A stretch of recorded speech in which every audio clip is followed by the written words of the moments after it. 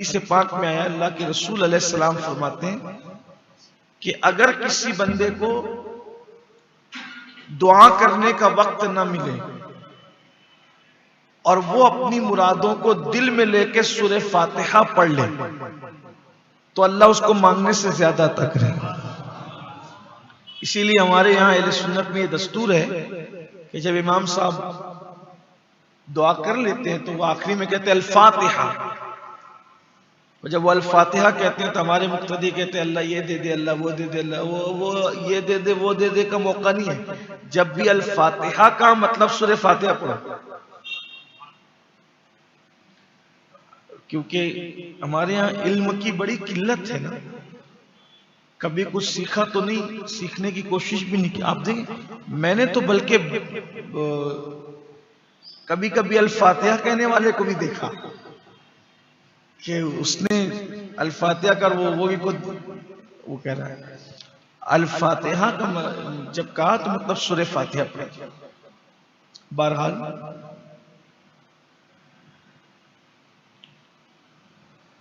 ये ऐसी सूरह मुबारक है जैसे कोई किताब लिखता है तो वो पूरी किताब का मजमून दिबाचा में जमा कर देता है, जिसको आप सरे वरक कह लें या तमहीद कह लें या दिबाचा कह लें। तो नहीं, जब मुसन्निफ किताब लिखता है तो पूरी किताब के अंदर क्या है तो वो शुरू में उसको इजमाल के तौर पे समेट देता है बिला तमसील। मेरे अल्लाह ने पूरे कुरान के मज़ामीन को सूरह फातिहा में समेट दिया। बहुत बरकत वाली सूरत है।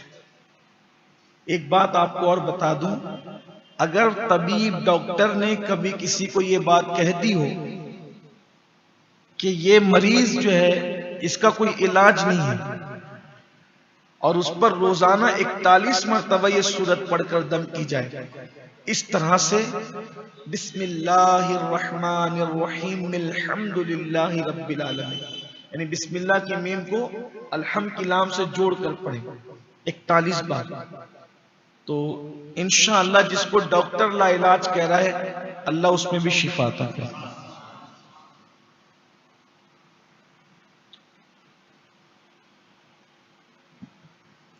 आगाज होता है अल्हम्दुलिल्लाहि रब्बिल आलमीन।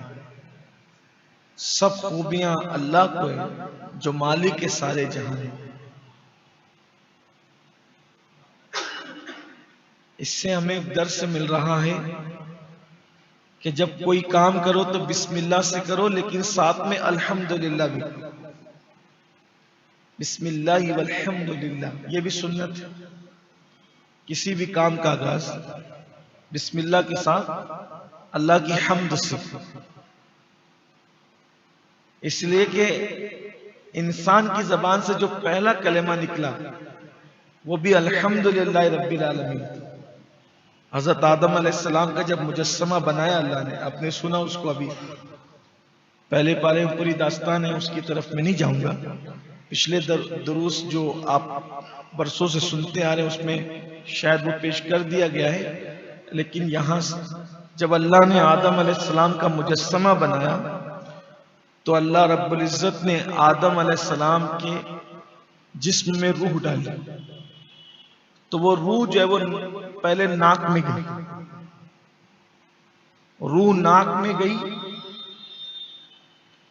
तो हजरत आदम अलैहिस्सलाम को छींक आई। कभी आप गौर करना, नाक में कोई चीज जाती है तो छींक आती है। कोई आमतौर पे कोई बच्चों के साथ मस्ती करता है तो कोई हल्की सी लकड़ी वगैरह नरम सी अगर नाक में डालेगा तो छींक आएगी, हल्की सी मिर्च की बू वगैरह भी जाए तो छींक आती है, धूल भी जाए तो छींक आती है। तो रूह गई आदम अलैहिस्सलाम की नाक के जरिए से, रूह नाक के जरिए से गई तो आपको छींक आई। तो छींक आई तो आपने पहला कलेमा जो अपनी जबान से अदा किया होगा अल्हम्दुलिल्लाह रब्बिल आलमीन।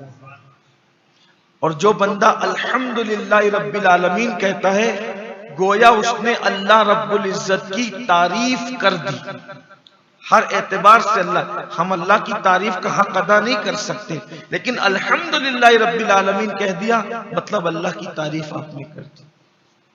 तो सारी खूबियां अल्लाह की। इससे ये भी आपको पता चलना चाहिए, कायनात में किसी की भी आप तारीफ करें, वो दरअसल तारीफ अल्लाह ही की है। ये बात याद रखें, किसी की भी आप ये तो बहुत खूबसूरत है, इसकी नाक बहुत अच्छी है, इसकी आंख बहुत अच्छी है, इसका चलने का स्टाइल बहुत अच्छा है, इसका लाइफ स्टाइल बहुत अच्छा है, ये सब खूबियां तारीफ किसकी हो रही है? इनडायरेक्ट अल्लाह की तारीफ। क्यों? चलने का स्टाइल अच्छा है तो चला कौन रहा है? बोलने का अंदाज बहुत अच्छा है तो बुलवा कौन रहा है? नाक बड़ी खूबसूरत है, बनाई किसने? आंख बड़ी हसीन है, बनाई किसने? लब इसके बड़े सुर्ख है, बनाया किसने उसे? बाल बड़े नरम है, बनाया किसने? सारी खूबियां उसी की। इसलिए कि जो बना है, बड़ी से बड़ी चीज से लेकर छोटी से छोटी चीज तक सब बनाने वाला अल्लाह है और सब खूबियां उसी को।